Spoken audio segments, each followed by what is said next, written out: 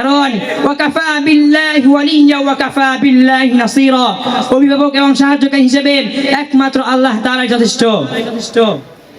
ইয়ারমুকের ঘটনা, মুসলমানদের সংখ্যা ছিল অনেক কম, কিন্তু কাফেরদের সংখ্যা ছিল অনেক বেশি। নাহমাদুহু ওয়া নুসাল্লি আলা রাসূলিহিল কারীম, আম্মা বা'দ, ফাআউযু বিল্লাহি মিনাশ শাইতানির রাজীম, বিসমিল্লাহির রাহমানির রাহিম। ইনিল হুকমু ইল্লা লিল্লাহ, ওয়া ক্বালা রাসূলুল্লাহি সাল্লাল্লাহু আলাইহি ওয়াসাল্লাম, আল কুফরু মিল্লাতুন ওয়াহিদা। সমস্ত প্রশংসা মহান আল্লাহ রাব্বুল আলামিনের, যিনি আমাদেরকে সৃষ্টি করেছেন এবং শুধু সৃষ্টি করে এই অন্ধকার দুনিয়াতে পাঠাননি, বরং আমাদের বেঁচে ওঠার জন্য যা কিছু প্রয়োজন তিনি সবকিছুই দিয়েছেন। এবং দূত প্রেরণ করছি মানবতার মুক্তির দূত আকায়ে নামদার তাজুদ্দের মদিনা বিশ্বনবী হযরত মুহাম্মদ সাল্লাল্লাহু আলাইহি ওয়াসাল্লামের প্রতি। প্রিয় উপস্থিতি, বর্তমানে দেশে মানবরচিত আইন এবং ইসলাম নিয়ে এক বিরাট মতভেদ চলছে। কেউ বলেন মানবরচিত আইন গণতন্ত্র কুফরি, গণতন্ত্র এই দেশ চলতে পারে না। আর কেউ বলেন না, গণতন্ত্র কুফরি নয়, গণতন্ত্র মানুষের জন্য কল্যাণকর, সুতরাং গণতন্ত্র এই দেশ চলবে। আজ এই বিষয় নিয়ে আমি আপনাদের সামনে কিছু আলোচনা করার চেষ্টা করব ইনশাআল্লাহ। ইসলাম ও গণতন্ত্রের মাঝে রয়েছে এক বিরাট পার্থক্য। ইসলামের বিধিবিধান শুধু আল্লাহর অনুযায়ী, আল্লাহর বিধান অনুযায়ী গোটা পৃথিবী চলবে, গোটা বিশ্ব চলবে। পক্ষান্তরে গণতন্ত্রে জনগণই হলো বিধিবিধানের অধিকারী, অর্থাৎ তারা নিজেরাই বিধিবিধান তৈরি করে সেই বিধান অনুযায়ী দেশ চালাবে, রাষ্ট্র চালাবে। অথচ আল্লাহ তাআলা যে বিধান দিয়েছেন, গণতন্ত্রের বিধান, তার চেয়ে সম্পূর্ণ বিপরীত। কারণ আল্লাহ তাআলা যেখানে মদকে হারাম করেছেন, সেখানে তারা মদের লাইসেন্স দিয়ে রেখেছেন। আল্লাহ তাআলা যেখানে জিনাকে হারাম করেছেন, সেখানে তারা পতিতালয় খুলে দিয়ে জিনা করার অবিরাম সুযোগ করে দিয়েছেন। আল্লাহ তাআলা যেখানে সুদকে হারাম করেছেন, তারা সুদের নামে শত শত ব্যাংক খুলে রেখেছেন। সুতরাং যে বিধান আল্লাহ তাআলা নাযিলকৃত বিধানের সম্পূর্ণ বিপরীত, সেই বিধান কোনদিন মানুষের জন্য কল্যাণকর হতে পারে না, তা নিঃসন্দেহে কুফরি। আর যারা এই কুফরি মতবাদকে বিশ্বাস করবে, মানবে, তারা নিঃসন্দেহে কাফের। কারণ ইন্নাল আরদা লিল্লাহ, এই জমি তো আল্লাহর, ওয়া ইন্নাহনু ইল্লা লিল্লাহ, আর আমরা নিজেরাই তো আল্লাহর। তাহলে কি হবে? আল্লাহর এই জমিনে আল্লাহর বিধান ছাড়া, আল্লাহর হুকুম ছাড়া কোন মানুষের তৈরিকৃত আইন বাস্তবায়িত হতে পারে? আচ্ছা বলুন তো, আপনার ক্ষেতে আপনি ভুট্টা চাষ করবেন না আলু চাষ করবেন? এটা কি আপনি ঠিক করবেন না আপনার শ্রমিক? অবশ্যই আপনি। তাহলে কি হবে? আল্লাহর এই জমিনে আল্লাহর বিধান ছাড়া আমরা অন্য কোন মানুষের তৈরিকৃত বিধান মানতে পারি? বর্তমানে বাংলাদেশের সংবিধান, যে সংবিধান অনুযায়ী আজ বাংলাদেশ চলছে, তা তৈরি করেছে ইহুদি কাফেররা। তারা একটি সংবিধান তৈরি করে তাদের নিজেদের মন মতো তাতে কিছু বিধান দিয়ে আমাদের হাতে তুলে দিয়েছে।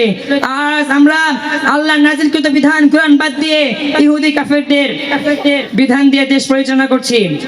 আমেরিকার সাবেক প্রেসিডেন্ট আব্রাহাম লিঙ্কন গণতন্ত্রের সংগতি থেকে বলে, government of the people, for the people, by the people, অর্থাৎ গণতন্ত্রের সরকার, জনগণের সরকার, জনগণ দ্বারা গঠিত।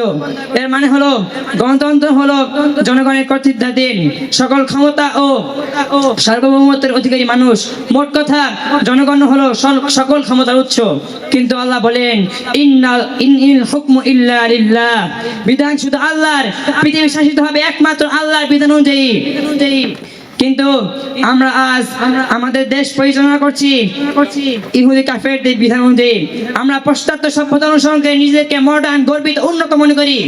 অথচ আল্লাহ তাআলা বলেন, লাকাদ কানা লাকুম ফি রাসূলিল্লাহি উসওয়াতুন হাসানাহ, তোমাদের জন্য আল্লাহর রাসূলের মাঝে রয়েছে সর্বোত্তম আদর্শ। তবে কোন সেই আদর্শ? সেই আদর্শ শুধু তাসবিহ টুপিতে, সেই আদর্শ শুধু খাবারের পর মিষ্টি মুখে। আজ কেউ যদি রাসূলের নামে কোনো কটূক্তি করে, আমরা বলি, ভাই শুনেছেন নাকি অমুক নাকি রাসূলের নামে কটূক্তি করেছে? তাহলে চলুন এই মোড় থেকে ওই মোড় পর্যন্ত একটা মিছিল দিয়ে আসি, স্লোগান দিয়ে বলি, বিচার চাই, বিচার চাই, বিচার চাই। অথচ আল্লাহ তাআলা বলেছেন, ইউরিদুন আইয়াতাহাকামু ইলা তাগুত, তারা তাগুতের কাছে বিচার নিতে চায়। অথচ আল্লাহ তাআলা যাদের থেকে আদেশ করা হয়েছে তারা তো তাগুতকে অস্বীকার করে। তাহলে কি হবে? আমরা এই যে মিছিল করে, স্লোগান করে, আন্দোলন করে তাগুতের কাছে বিচার চাই, এটা কি ঠিক? আল্লাহ তো সরাসরি করে নিষেধ করে দিয়েছেন। আর নবীর জীবনে কথা আছে যে তিনি, কারণ কেউ তার নামে কটূক্তি করেছে আর সাহাবাগণ মিছিল নিয়ে বের হয়েছেন, বরং তিনি সরাসরি হত্যার আদেশ করেছেন। কিন্তু এখন আপনি বলবেন, ভাই বর্তমান জীবনে এটা সম্ভব না, আপনাকে পুলিশ ধরে নিয়ে গিয়ে ফাঁসি দিয়ে দেবে। আমি বলি, ভাই শোনেন, মরতে সবাইকে হবে আজ অথবা কাল, কিন্তু মরতে সবাইকে হবেই, কারণ কুল্লু নাফসিন যায়িকাতুল মাউত, প্রতি প্রাণীকে মৃত্যুর স্বাদ গ্রহণ করতে হবে। আর আপনার কিসের ভয়?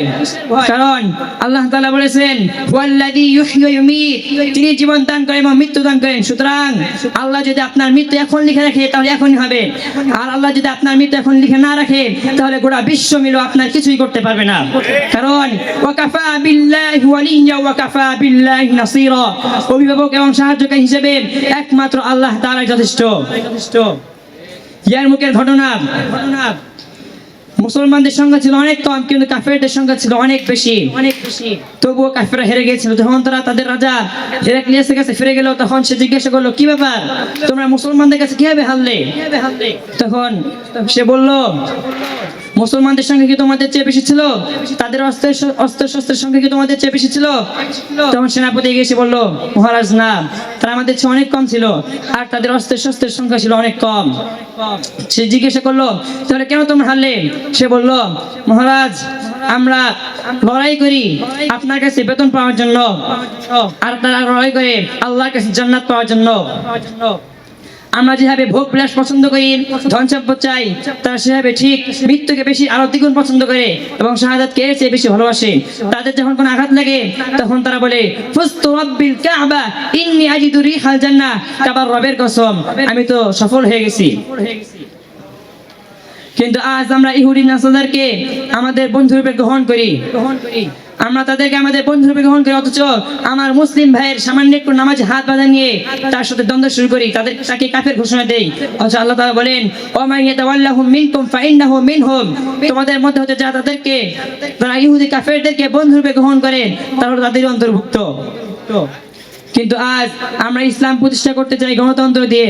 ইসলাম যদি গণতন্ত্রের মধ্যে প্রতিষ্ঠা হতো তাহলে কেন রাসূল সাল্লাল্লাহু আলাইহি ওয়াসাল্লাম জিহাদ করেছিলেন? যে জিহাদের মাধ্যমে নবী করিম সাল্লাল্লাহু আলাইহি ওয়াসাল্লাম মক্কা বিজয় করেছিলেন, যে জিহাদের মাধ্যমে মুহাম্মদ বিন কাসেম সিন্ধু বিজয় করেছিলেন, যে জিহাদের মাধ্যমে মুহাম্মদ আল ফাতিহ ইস্তাম্বুল বিজয় করেছিলেন, যে জিহাদের মাধ্যমে তারেক বিন জিয়াদ বিজয় করেছিলেন স্পেন, কোন গণতন্ত্রের মাধ্যমে নয়। সুতরাং আমরা যদি বাংলাদেশ ইসলাম প্রতিষ্ঠা করতে চাই তাহলে আমাদেরকে জিহাদের মাধ্যমে ইসলাম প্রতিষ্ঠা করতে হবে, আর পার্লামেন্টকে বানাতে হবে কোরআনের পার্লামেন্ট। নাসরুম মিনাল্লাহি ওয়া ফাতহুন করিব। আসসালামু আলাইকুম ওয়া রাহমাতুল্লাহি ওয়া বারাকাতুহু।